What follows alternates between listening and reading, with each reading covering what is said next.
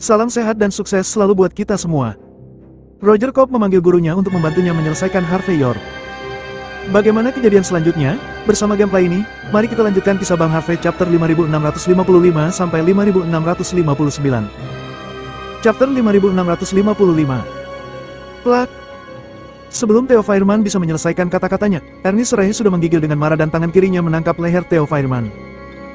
Dia kemudian menamparnya dengan pukulan backhandnya. Siapa yang memintamu memprovokasi Tuan Muda York? Plak. Siapa yang menyuruhmu untuk menggertak orang lain? Plak. Siapa yang menyuruhmu menantang Tuan Muda York sekarang?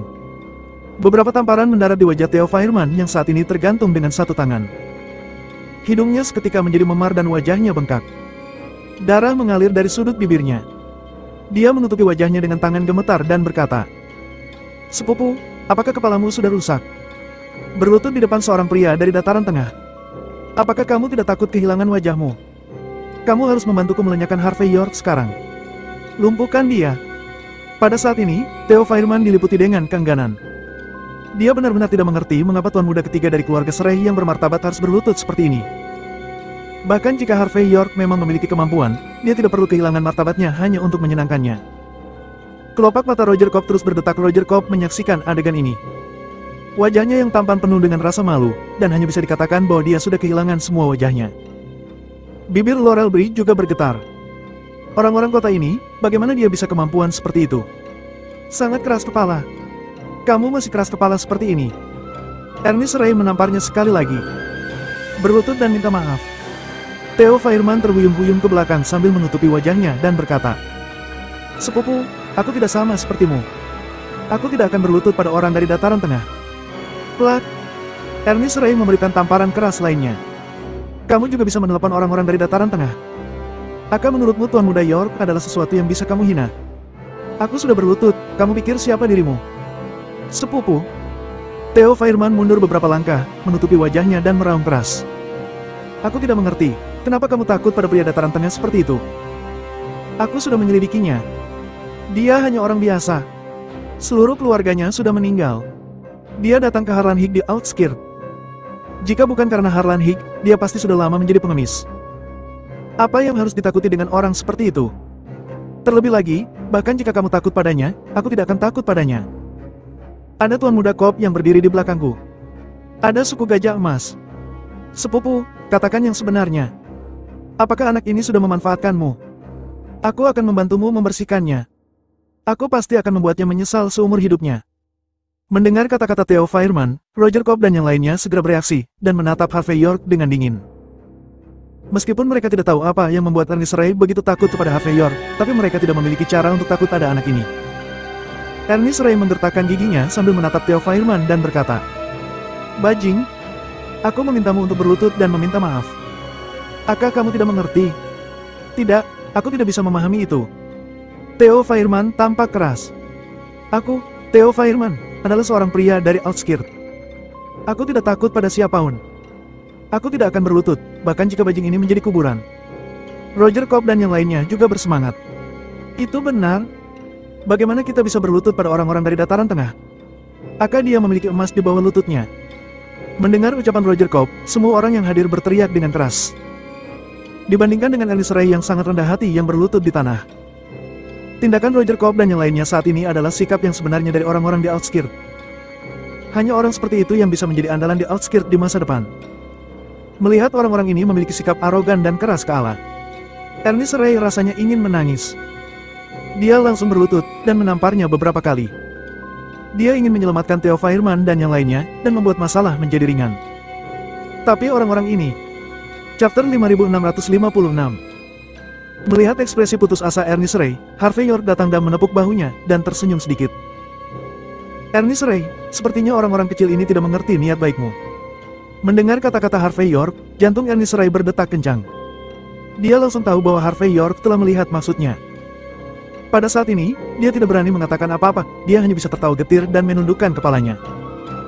Melihat Ernest Ray berlutut di tanah dengan tatapan sedih, seperti moluska yang kehilangan tulang punggungnya, Theo Fireman langsung berteriak dengan keras. "Dasar sampah! Ernest Ray, kamu benar-benar mempermalukan wajah outskirt. Kami akan keluar dan mempublikasikan masalah ini." Mari kita lihat apakah keluarga Serai bisa mentolerir keberadaan orang yang tidak berguna sepertimu. Setelah mengatakan itu, Theo Fireman melirik Harvey York dan berkata sambil mencibir. Harvey York, kamu pasti akan mati. Kamu benar-benar akan mati. Baru saja, kami memanggil kepala instruktur seni bela diri dari Akademi Outskirt. Mari kita lihat apa yang akan terjadi setelah kepala instruktur ke sini. Dia baru saja kembali dari Walsing. Tuan muda Cobb yang sudah memanggilnya. Saat mendengar kabar bahwa seseorang datang untuk bermain-main di Akademi Outskirt, dia sangat marah saat ini. Kamu akan segera tahu bagaimana menulis kata-kata mati. Kepala pelatih akan datang. Mendengar nama ini, ekspresi semua orang yang hadir segera berubah, dan mereka melihat Roger Cobb dengan kekaguman. Harvey York hanya terlihat acuh tak acuh. Tuan muda Cobb benar-benar luar biasa. Ini hanya panggilan telepon. Dia memiliki status yang cukup di Akademi Outskirt. Master Dunchan juga dikenal sebagai salah satu dari 10 talenta seni bela diri muda di Outskirt. Dia datang untuk mendukungnya segera setelah dia turun dari pesawat. Ini benar-benar sensasional. Ernest Ray, yang sedang berlutut di tanah, terlihat sedikit aneh. Meskipun dia tahu bahwa Harvey York kuat, dia tidak kehilangan sisinya. Aku mendengar bahwa dia sangat baik. Selain kekuatan yang menakutkan, Gary Dunchan adalah murid dari Quill Aenar. Dengan dukungan Quill Aenar, salah satu dari 3 biara utama di Outskirt, bahkan jika Harvey York lebih kuat darinya, akankah dia berani menyentuhnya? Di Quill Aenar, ada biksu agung yang legendaris yang merupakan seorang dewa perang. Seorang dewa perang sejati. Tidak apa-apa menyinggung satu pihak, tapi ada orang yang bertanggung jawab di belakangnya.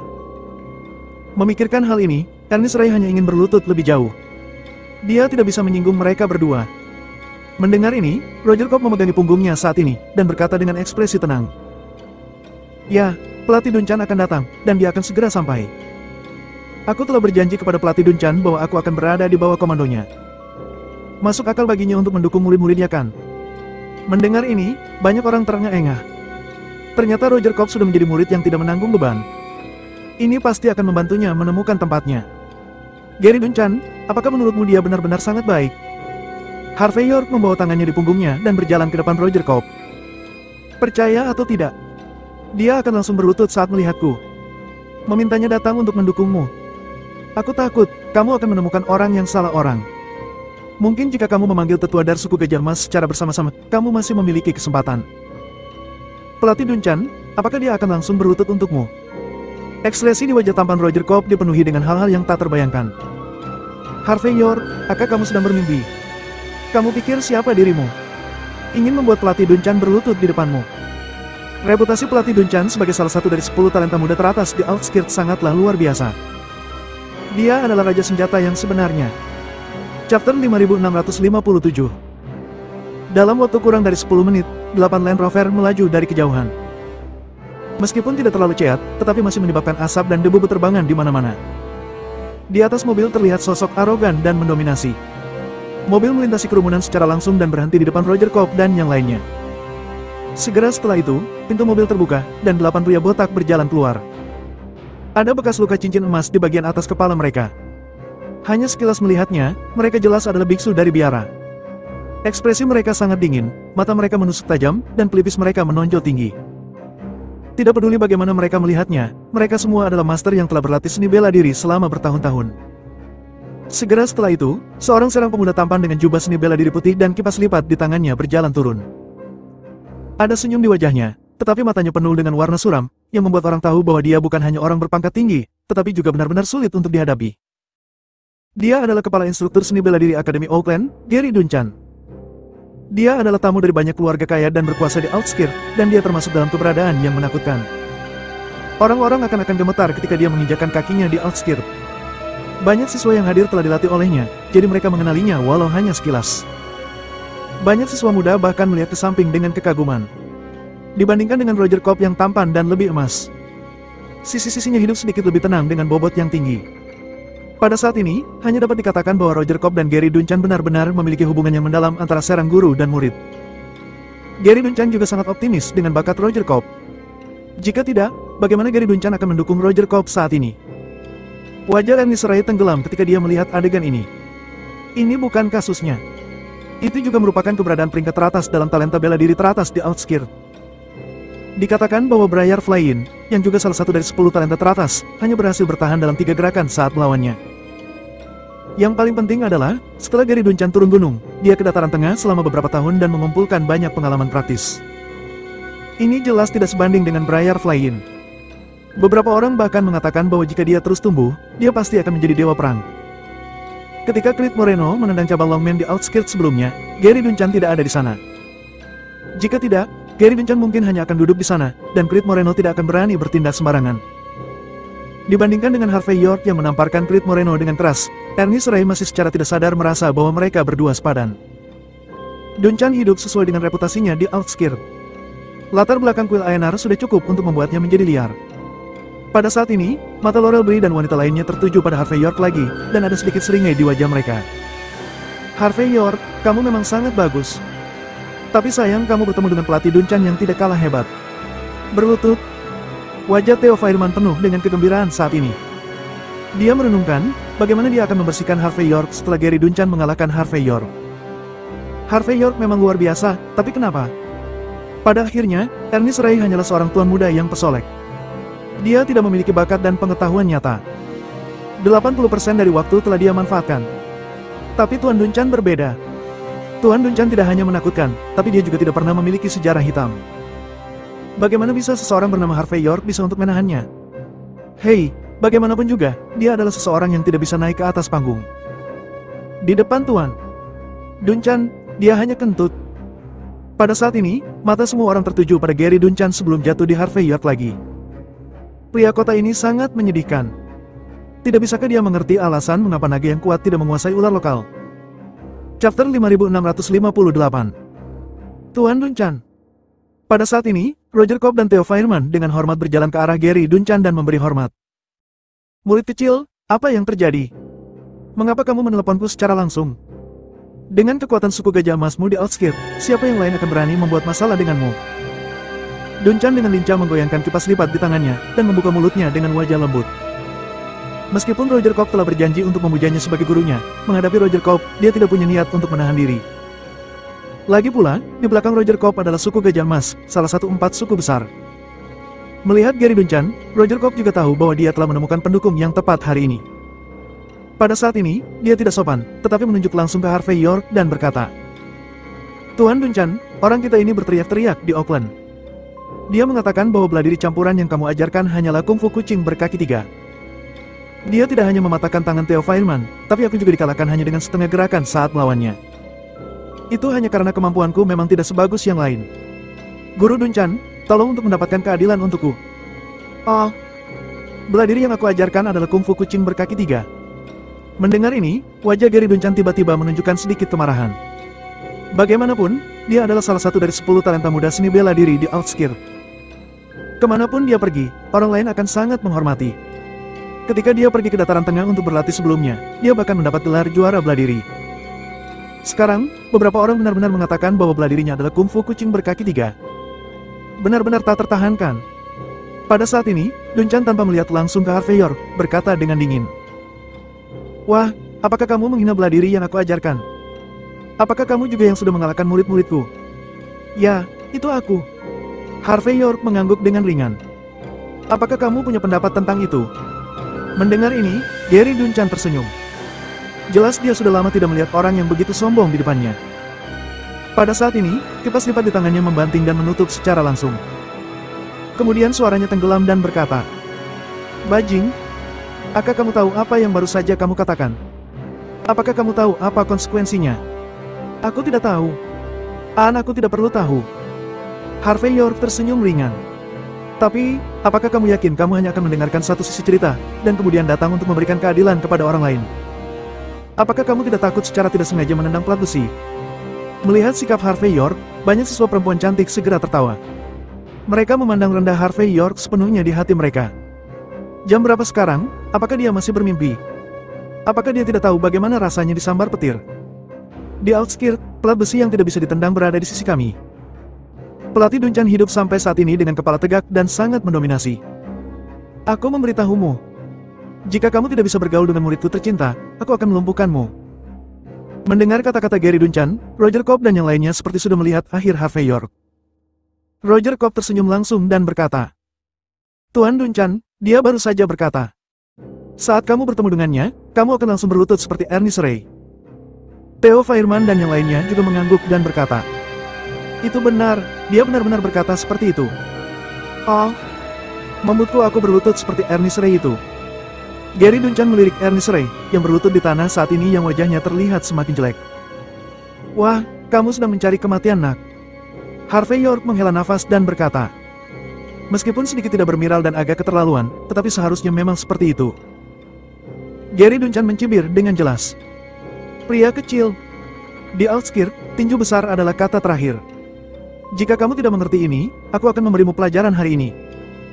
Chapter 5659. Harvey York tersenyum sedikit dan berkata, "Ingin memberiku pelajaran? Tidakkah kamu lihat jika kamu tidak memiliki kualifikasi ini? Aku tidak memerlukannya." Gary Duncan membalas sambil mencibir ke samping. "Di Outskirt, aku bisa mengajar siapapun yang ingin aku ajar. Aku mendengar bahwa kamu juga seorang mahasiswa Akademi Oakland, aku akan memberimu kesempatan. Berlutut dan bersujud 3 kali.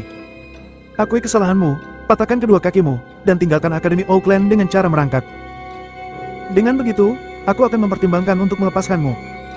Jika tidak, aku akan meminta pertanggungjawabanmu bersama dengan kerabat dan teman-temanmu. Tidak peduli siapa mereka. Jika ada hubungannya denganmu, aku akan melenyapkan mereka semua." Saat Gary Duncan mengatakan ini, ada mendominasi yang tidak diragukan lagi dalam kata-katanya.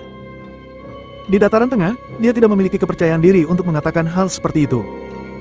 Tapi di Outskirt, dia benar-benar bisa melakukan apapun yang dia mau. Dia tidak percaya bahwa di Akademi Oakland ini, ada orang yang tinjunya bisa lebih keras dari miliknya. Bahkan jika dia lebih tangguh darinya, bisakah dia lebih tangguh dari Quill Einar? Ketika Ernest Ray mendengar ini, kulit kepalanya terasa mati rasa. Dia pernah mendengar gaya Gary Duncan dalam melakukan sesuatu, dan dia tahu bahwa orang ini pasti bisa melakukan apa yang dia katakan. Dan Harvey York hanya serang diri, bagaimana dia bisa menjadi lawan mereka? Harvey York sedikit menyipitkan matanya saat ini. Dia berpikir bahwa setelah Gary Duncan dikalahkan olehnya, dia setidaknya tahu bagaimana menulis kata-kata mati.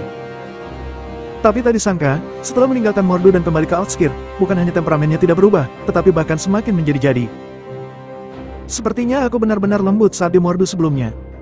"Harvey York, apakah kamu tahu cara menulis karakter mati sekarang?" Melihat Harvey York berhenti berbicara, pada saat ini Roger Cobb berpikir bahwa Harvey York sudah takut, dan dia akan mengakui kepengecutannya. Dia melangkah maju dengan wajah penuh makna suram. "Bukankah kamu merasa sangat hebat sebelumnya? Kenapa kamu tidak melompat sekarang? Biarkan aku memberitahumu. Pertama-tama ikuti perintah Tuan Duncan, berlutut dan bersujud 3 kali. Dengan demikian, mungkin aku benar-benar bisa melepaskanmu." Mendengar ini, teman kelas mereka menunjukkan senyum penuh pengertian.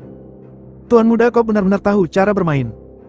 Dia tidak hanya ingin melenyapkannya, tetapi juga ingin menghukum hatinya. Ini akan membuat Harvey York akan berlutut dengan rela, dan akan diinjak-injak sampai mati. Tapi ini juga biasa. Harvey York sendiri belum memiliki kemampuan yang hebat dan dia berani menamar Tuan muda Cobb. Bahkan jika keterampilannya memang sedikit lebih kuat, maka dia masih bisa bandingkan dengan Guru Duncan. Harvey York tidak berbicara omong kosong, tetapi hanya mengayunkan tangannya. Plak! Roger Cobb yang lengah, ditampar oleh Harvey York dengan keras. "Kamu ingin aku berlutut? Bahkan jika kamu bereinkarnasi 18 kali, kamu tidak memenuhi syarat untuk itu." Harvey York mengeluarkan tisu dan menyeka jari-jarinya dengan sarkasme muncul di wajahnya. "Tuan Duncan." Roger Cobb lumpuh di tanah, dia menutupi wajahnya dengan penuh amarah. Dia tidak pernah bisa membayangkan bahwa Harvey York bisa begitu arogan. Semua orang di tempat itu juga sangat terkejut melihat adegan ini. Apa yang sudah terjadi? Tidak apa-apa jika dia begitu arogan sebelumnya. Tapi sekarang semuanya sudah berakhir. Gary Duncan membawa 8 biksu dari Quill Einar bersamanya. Dalam keadaan seperti itu, Harvey York masih berani mengambil tindakan. Apakah anak ini ingin gantung diri, dan merasa hidupnya terlalu panjang? Gary Duncan bahkan lebih tidak bisa bereaksi pada saat ini, karena dalam pemahamannya, di tempat ini tidak ada yang akan berani menentangnya. Tapi adegan ini terjadi di depan matanya,